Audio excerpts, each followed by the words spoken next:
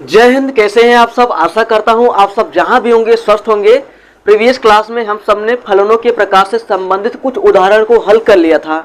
जो भी उदाहरण बच गए हैं आज के क्लास में उन समस्त उदाहरणों को हल कर लेंगे। उदाहरण समाप्त करने के बाद नेक्स्ट क्लास में प्रश्नावली को शुरू करेंगे, प्रश्नावली 1.2। तो चलिए जो भी उदाहरण बच गए हैं उन सभी उदाहरणों को हल कर लेते हैं। हालांकि 3 ही उदाहरण बचे हैं, उसे आज हम लोग हल कर लेंगे। यहाँ पर 12वां उदाहरण दिया है, कह रहा है सिद्ध कीजिए कि नीचे परिभाषित फलन, यहाँ पर एक फलन दिया गया है, यह फलन n to n परिभाषित है, नेचुरल नंबर से नेचुरल नंबर में परिभाषित है, एकैकी तथा आच्छादक दोनों ही है। इस फलन को हमें एकैकी तथा आच्छादक दोनों सिद्ध करना है।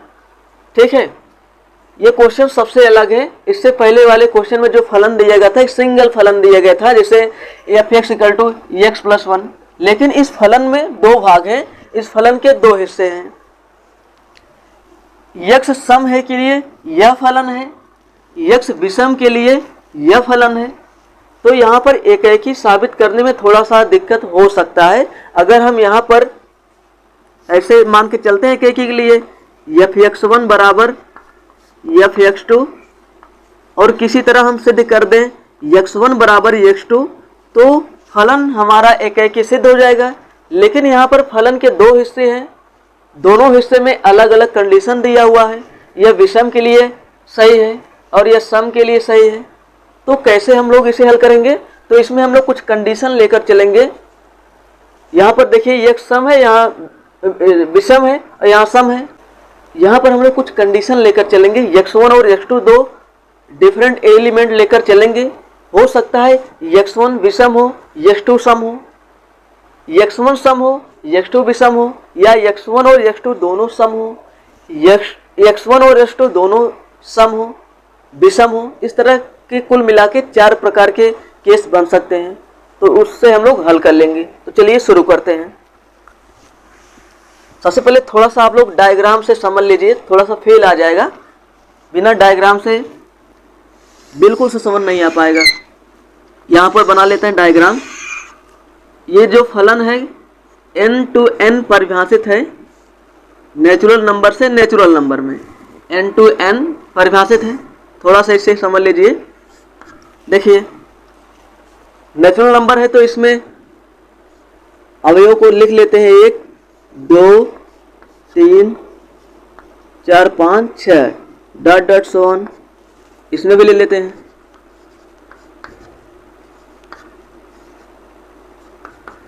इस तरह अवयव हैं, इसको बोलते हैं x, इसको बोलते हैं y, मतलब f(x). ठीक है। अब देखिए पहला फलन x विषम के लिए यह फलन है।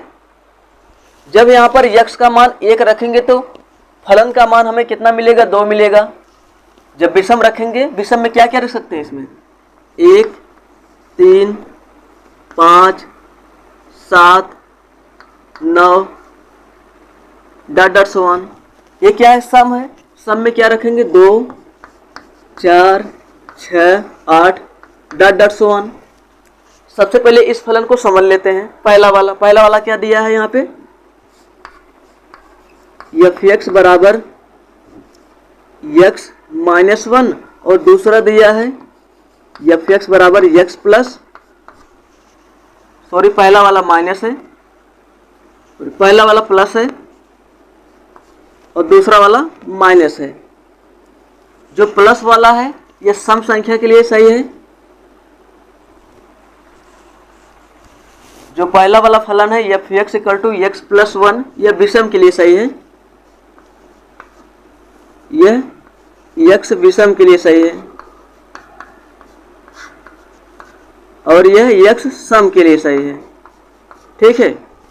अब जब हम यहाँ पर x के प्लेस पर विषम संख्या रखेंगे, 1 रखेंगे तो 1 + 1 2 मिल जाएगा। f(x) का मान 2 मिल जाएगा। 1 रखने पर 2 मिल गया। ठीक है। 3 रखेंगे क्योंकि विषम के लिए है तो विषम संख्या ही रखेंगे। इसमें 3 रखेंगे, 3 1 4।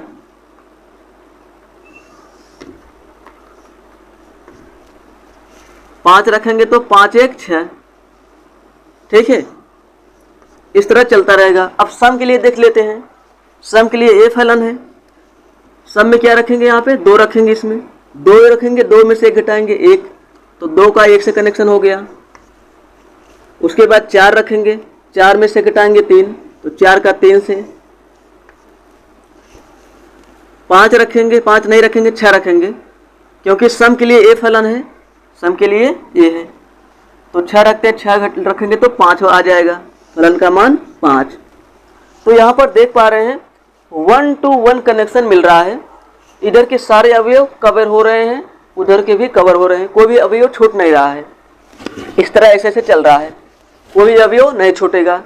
तो यहाँ पर तो क्लियर हो गया, यह फलन 1 to 1 है, यानी एक ही है, और इधर कोई भी अवयव सह प्रांत में नहीं छूट रहा है, तो इसका पूर्व प्रतिबिंब मिल जाएगा, तो आच्छादक भी होगा। लेकिन डायग्राम से काम नहीं चलेगा, डायग्राम से काम नहीं चलेगा, यहाँ पर हम लोग हल करेंगे। तो कंडीशन अप्लाई करते हैं हम लोग, यहाँ पे कंडीशन मान लेते हैं। यहाँ पे पहला केस, केस फर्स्ट में मान लेते हैं, माना x1 विषम व x2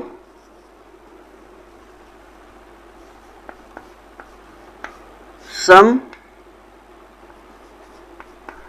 है। मान लेते हैं x1 विषम है और x2 सम है, तो यहां से हम लिख सकते हैं, फिर मान लेते हैं, माना f(x1) बराबर f(x2). इसी तरह हम कंसीडर करते थे पहले f(x1) बराबर f(x2), और यहाँ से किसी तरह हम साबित कर दें x1 बराबर x2, तो काम चल जाएगा। लेकिन यहाँ पर थोड़ा सा अलग करने वाले हैं। तो यहाँ मान लिए x1 विषम है, x2 सम है, तो x1 विषम है के लिए a फलन हो गया, फलन का मान यहाँ आ जाएगा। x2 के लिए a हो गया। अब पहले हम क्या माने हैं, x1 विषम है, विषम के लिए कौन सा फलन है, f(x) बराबर x प्लस 1, विषम के लिए है f(x) बराबर x प्लस 1, और यहाँ पर x को क्या मान लिए हैं, x1 विषम है, तो x के स्थान पर रखेंगे x1, तो f(x1) बराबर मिल जाएगा x प्लस 1। f(x1) बराबर क्या मिल जाएगा, x प्लस 1, x1 प्लस 1 बराबर f(x2) के प्लेस पर क्या रखेंगे, x2 क्या है, सम है, तो x2 कहाँ रखेंगे, इस फलन में रखेंगे, क्योंकि x सम है, तो x को माने x2, तो यहाँ भी रखेंगे x2। कितना हो जाएगा, x2 -1, क्योंकि माइनस है, ठीक है। अब यहाँ से देखिए x2 को इधर लाते हैं, x1 minus x2, x1 minus x2, और एक को उधर ले जाइए, कितना मिल जाएगा, -2। अब यहाँ से आप लोग ध्यान से देखिए, x1 क्या है, विषम है, x2 सम है। यह विषम है, यह सम है। विषम में से अगर हम सम संख्या घटाते हैं तो हमें हमेशा सम संख्या ही, विषम संख्या ही प्राप्त होता है। मान ली कोई विषम संख्या है, विषम संख्या क्या है, 7 है, 7 में से कोई भी सम संख्या अगर घटा दे 4, कितना आ जाएगा, 3, विषम आ रहा है। लेकिन यहाँ पे हम विषम में से सम घटाए हैं, कितना मिल रहा है हमको, सम मिल रहा है। ये क्या है, गलत है, जो असंभव है, यहाँ लिख देंगे असंभव है, असंभव है। यहाँ से हमने मान के चला था f(x1) बराबर f(x2), और यहाँ पर हमारा स्टेटमेंट ही गलत हो गया, ये गलत हो गया, यानी जो हमने पूर्व में कल्पना किया गया था वही गलत है। f(x1) बराबर f(x2), ये आपस में बराबर हो ही नहीं सकते। क्यों नहीं होंगे, अभी समझते हैं। नॉट इक्वल टू f(x2), जब f(x1) बराबर नहीं होगा f(x2), यानी फलन का मान बराबर होगा नहीं। x1 और x2 क्या है, x1 विषम है, x2 सम है, दोनों अलग अलग अवयव हैं, और दोनों अलग अलग अवयव के लिए फलन का मान बराबर ही नहीं है। दो अलग अलग ऐसे अवयव हैं x1 x2, इन दोनों के लिए जो फलन का मान है अलग अलग है, तो 1 to 1 कनेक्शन मिल रहा है ना, तो एक ही हो गया, यहाँ लिख देंगे। इसलिए यफ एक ही है, एक ही है। अगर एकदम से समझ नहीं आ रहा है, एक दो केस और करेंगे तो क्लियर हो जाएगा, ठीक है। इसलिए यफ क्या है, एक ही है। अब दूसरा कंडीशन हम लोग देखते हैं, दूसरा केस बनाते हैं। यहाँ पे देखिए दूसरा केस, अब केस नंबर 2।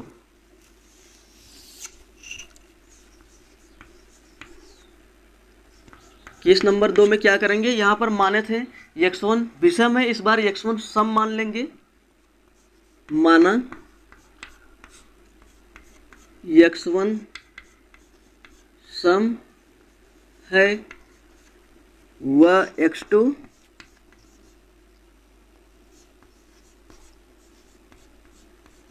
विषम है, मान लिए। तब यहाँ से मानेंगे, मान लेते हैं जब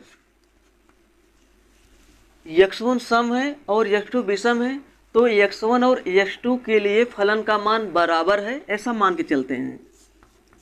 f(x1) बराबर f(x2), इन दोनों के लिए फलन का मान आपस में बराबर है, तो हम यहाँ से f(x1) निकाल लेते हैं। x1 क्या है, सम है, तो सम के लिए ए फलन है, तो यहाँ हम क्या रखेंगे, x1 रखेंगे। तो x1 minus 1।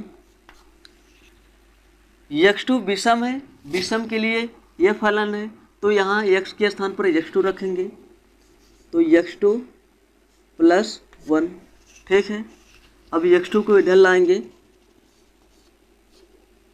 x1 minus x2, minus 1 उधर जाएगा, बन जाएगा प्लस का 2, 1 और 1 ऐड हो जाएगा। यहाँ से देखिए बहुत ही इम्पोर्टेंट पॉइंट निकल कर आया है। x1 हमने क्या कंसिडर किया था, सम, और x2 विषम। सम में से विषम घटाएंगे तो क्या मिलेगा, मान लीजिए कोई सम संख्या ले लेते हैं 8, 8 में से विषम संख्या 3 घटाते हैं, क्या मिलेगा, 5। जब हम किसी सम संख्या में से विषम संख्या माइनस करते हैं तो हमें विषम संख्या ही मिलता है, लेकिन यहाँ क्या मिला है, सम मिला है, जो असंभव है, जो असंभव है,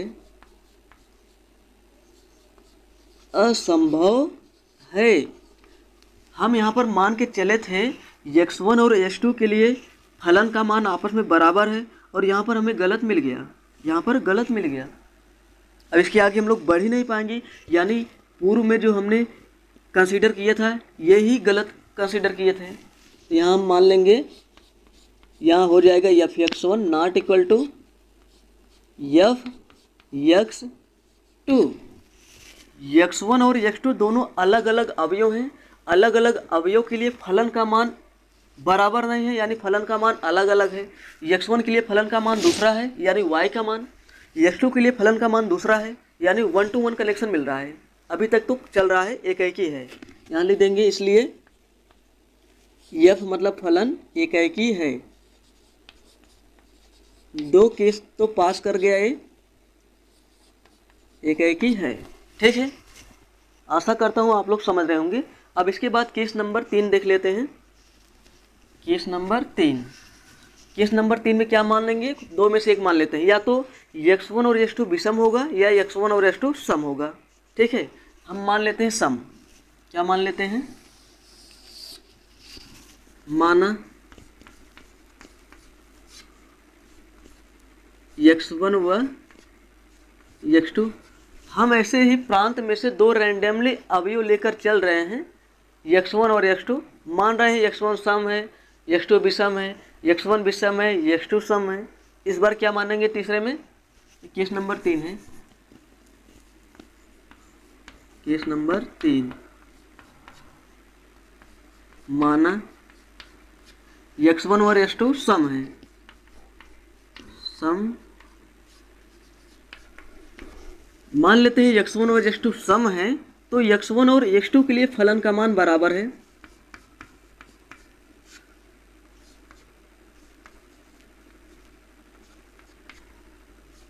x1 और x2 के लिए फलन का मान बराबर है, तो हम f(x1) निकाल लेते हैं। x1 और x2 क्या है, सम है, तो यही दोनों फलन हो जाएगा। सम के लिए ये फलन है, तो हम क्या निकालेंगे, f(x1), x के स्थान पर x1 रखेंगे तो f(x1) बराबर मिलेगा x1 माइनस 1, यहाँ मिल जाएगा x1 माइनस 1 बराबर x2 भी सम है, तो यहाँ क्या रखेंगे, f(x2) बराबर x2 माइनस 1। ठीक है, अब देखिए क्या करेंगे, इधर x1 इधर है, x2 लाइए इधर, x1 माइनस x2 बराबर -1, इधर जाके प्लस बन गया, ये क्या बन गया, यहाँ से भी ये तो 0 बन गया, तो x1 बराबर x2 यहाँ से तो मिल गया, x1 बराबर x2 मिल गया, यही तो हमें चाहिए।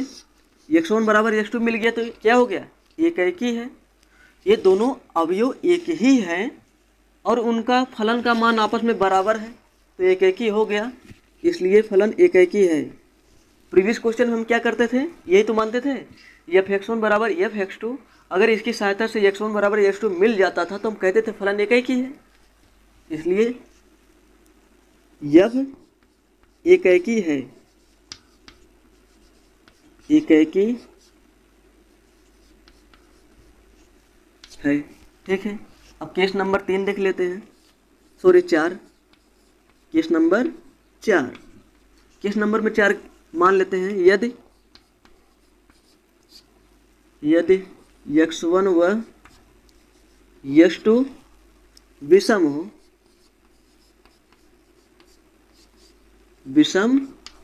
हो, इस बार क्या माने हैं, x1 और x2 दोनों विषम हैं, तो मान लेते हैं, माना f(x1) बराबर f(x2). अब हम विषम फलन के लिए f(x1) और f(x2) का मान निकाल लेते हैं। विषम के लिए कहाँ फलन है, यहाँ अपने को दिया हुआ है, तो x1 के लिए निकालेंगे f(x1) बराबर x1 + 1 बराबर f(x2) के लिए निकाल लेंगे f(x2) बराबर मिल जाएगा x2 + 1, तो f(x2) के प्लेस पर x2 + 1 लिखेंगे,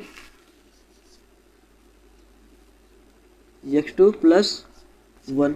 ठीक है, अब देखिए यहाँ से बन जाएगा, अभी देख लीजिए, x1 इधर रहने दीजिए बराबर, एक उधर जाएगा तो एक और एक से कट जाएगा, तो बचा क्या, x1 बराबर x2, जब x1 बराबर x2 आ गया तो फलन क्या हो गया, एक ही हो गया, अतः f एक ही है, फलन कैसा है, एक ही है।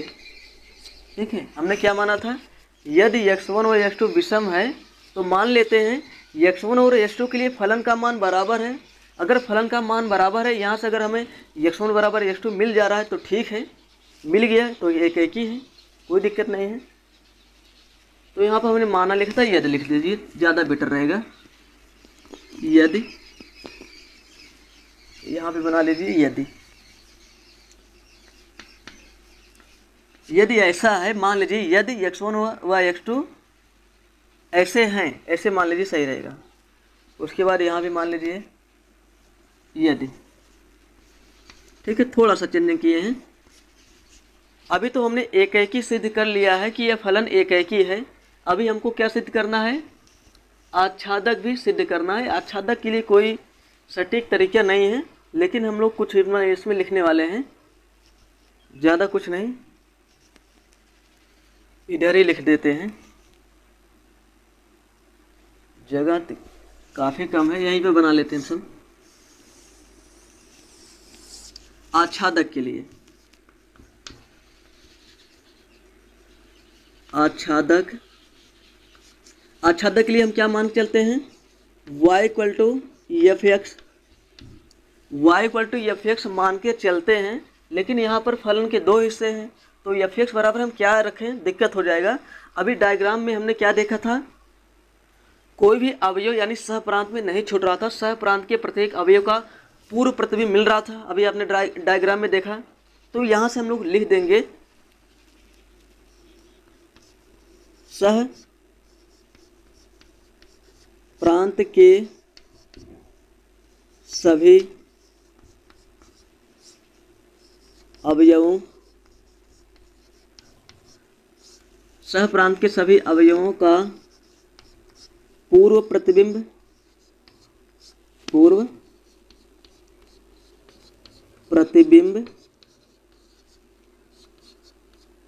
विद्यमान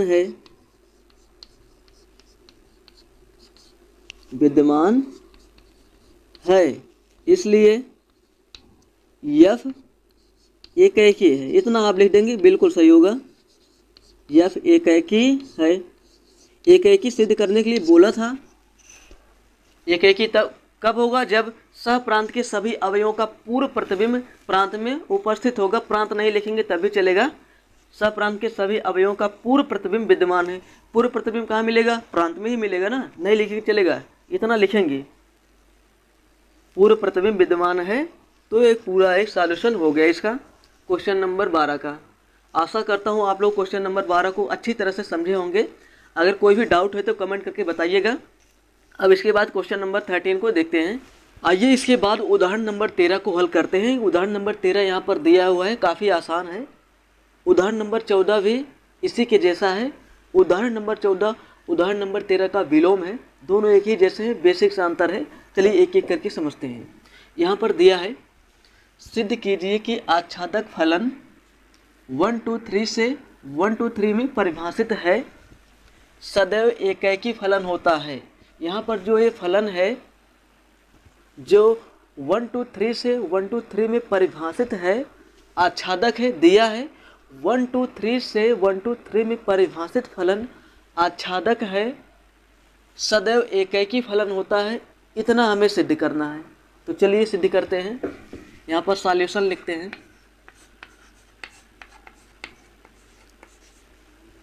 ठीक है, यहाँ पर दिया क्या है? आच्छादक है। फलन हमारा क्या है? आच्छादक है। लिख लेते हैं,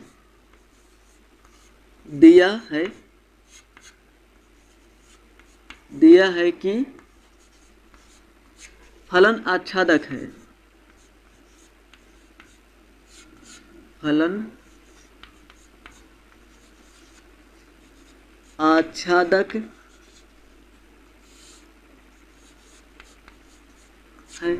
आच्छादक है क्या मतलब? जैसे यहाँ पर दिया है 1 2 3 से 1 2 3 में फलन परिभाषित है। आच्छादक तब होगा जब प्रत्येक अवयव का पूर्व प्रतिबिंब विद्यमान होगा। मान लीजिए एक से कनेक्टेड है, तब एक का पूर्व प्रतिबिंब एक है। एक 2 से कनेक्ट हो गया, अब 3 2 से कनेक्ट हो सकता है, लेकिन 3 छूट जाएगा, तब 1 1 ही बनेगा। यही कॉम्बिनेशन बनेगा आच्छादक और एकैकी के लिए, यही बनेगा। इसके अलावा कुछ बन ही नहीं सकता है आच्छादक और एकैकी की कंडीशन में। यहाँ पर देखेंगे प्रत्येक अवयव का पूर्व प्रतिबिंब विद्यमान है, इसलिए फलन आच्छादक है। तो यहाँ लिख देंगे, दिया है कि फलन आच्छादक है, इसलिए सहप्रांत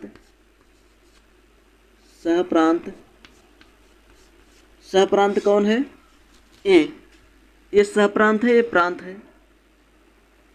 फलन 1 2 3 से 1 2 3 में परिभाषित है, तो इधर वाला सेट प्रांत हो जाएगा, उधर वाला सहप्रांत। तो सहप्रांत के सभी अवयवों का पूर्व प्रतिबिंब विद्यमान है। ठीक है, ये लिख देते हैं, सहप्रांत के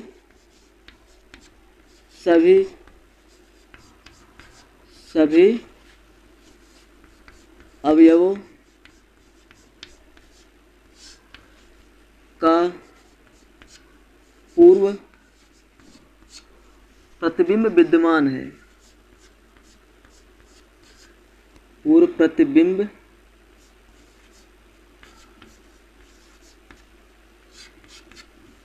प्रतिबिंब विद्यमान है।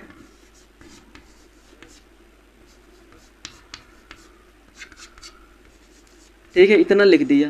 सहप्रांत के सभी अवयवों का पूर्व प्रतिबिंब विद्यमान है। और क्या दिया है? देखिए, ये है प्रांत और ये है सहप्रांत। यहाँ देखेंगे प्रांत और सहप्रांत में अवयवों की संख्या बराबर है। यहाँ लिख देंगे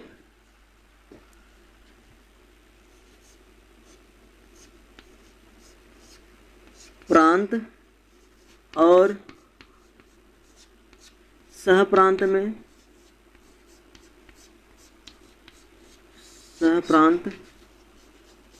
में अवयवों की संख्या बराबर है।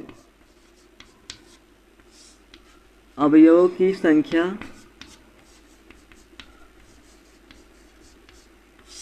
बराबर है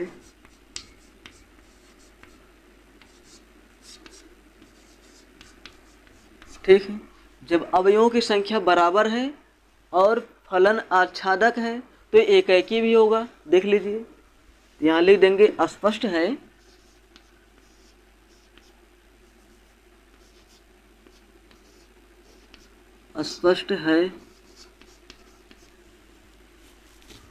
कि फलन एकाएकी भी होगा। एकाएकी भी होगा।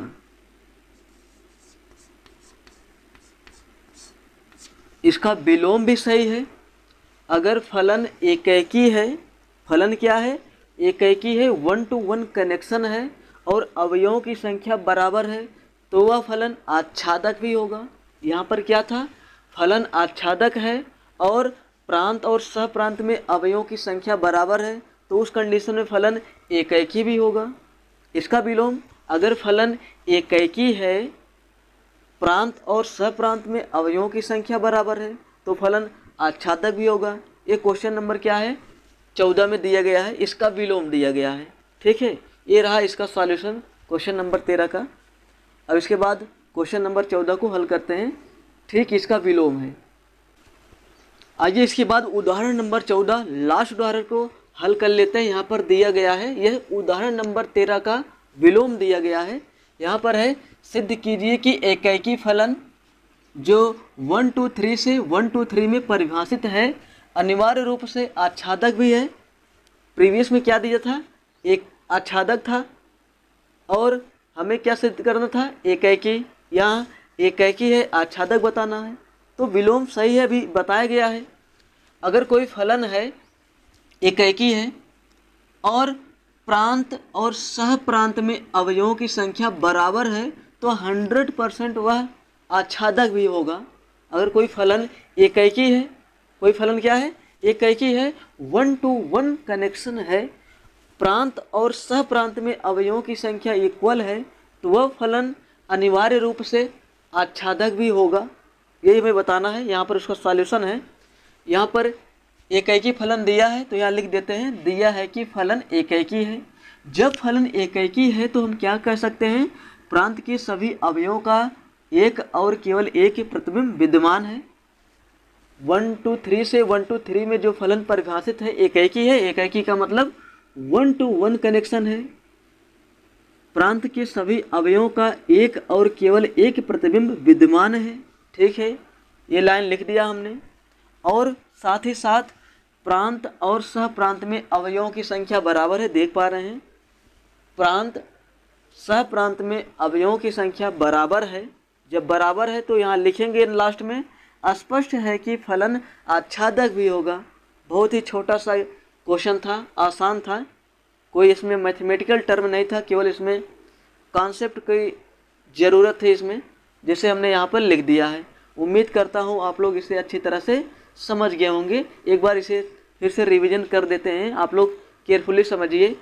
मान लीजिए कोई फलन एकाएकी है, कोई फलन एकाएकी है और प्रांत और सह प्रांत में अवयवों की संख्या बराबर है तो वह फलन आच्छादक भी होगा। इसका विलोम, अगर कोई फलन आच्छादक है, प्रांत और सह प्रांत में अवयवों की संख्या बराबर है तो वह फलन एकाएकी भी होगा। ठीक है, अब नेक्स्ट वीडियो में मैं आप सभी से मिलूंगा प्रश्नावली के साथ। तो आज के लिए इतना ही, मैं मिलता हूँ किसी नए वीडियो में, तब तक के लिए जय हिंद।